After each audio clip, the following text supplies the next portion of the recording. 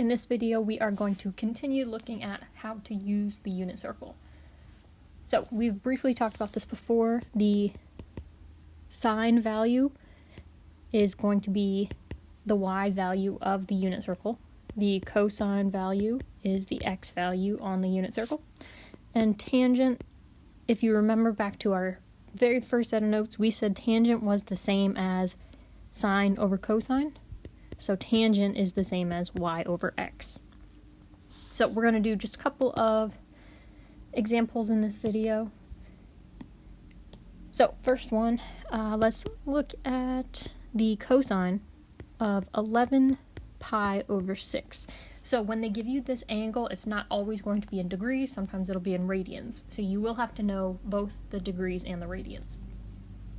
So for cosine, I know that is the x value. So I'm going to go to where I see 11 pi over 6 on my unit circle, which would be right here.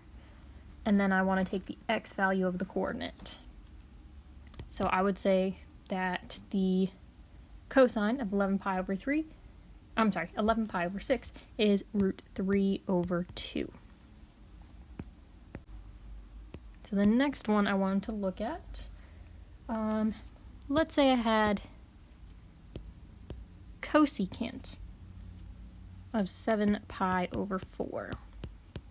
So this should throw you guys for a little bit of a loop. Cosecant, if you remember, that is one of our reciprocal functions. So the cosecant is the reciprocal of sine. So all we have to do is find the sine at 7 pi over 4, and then we're going to flip that fraction. So if I look at 7 pi over 4, so that would be right here. Cosecant is opposite of sine, so I look at the y value. And then because I'm looking at a reciprocal, I'm going to take that fraction and flip it around. So I'm going to change it to -2 over the square root of 2. Now the only problem here is as I see a square root in the denominator, which I cannot have.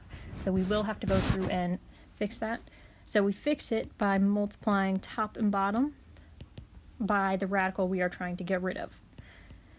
So we go ahead and just continue simplifying. We multiply straight across for our square roots. And then I can cancel my extra 2's there. So the cosecant of 7 pi over 4 is just equal to the square root of 2. Negative square root of 2. Okay, and let's look at one more. Let's look at the cotangent of 240 degrees. So for cotangent, that is the opposite of tangent. So cotangent is going to be x over y. And just as a side note, secant is the reciprocal function of cosine. So if I go back to my cotangent, so I want to have x over y for this one. So 240, I go to the 240 mark on my unit circle. I put the x value on top and the y value on the bottom. So I do see a complex fraction here. So I can't divide two fractions, so I'm going to multiply by the reciprocal or keep, change, flip. So I keep the first fraction, change that division sign to multiplication, and flip the second fraction. And notice I'm keeping that negative sign up at the top for both of them. It does not matter where you put the negative sign, with the numerator or the denominator, it doesn't matter. So now I can go ahead and multiply straight across. So I have 2 over 2 root 3. So I'm going to cancel the 2's right here. I'm left with 1 over root 3. Now I cannot have the square root in the denominator, so I'm going to multiply top and bottom by root 3. When I multiply my two root 3's together, that is the square root of 9, which is just 3. So that whole big mess simplifies down to the square root of 3 over 3. And that is how you would solve the trig function of any angle using this unit circle.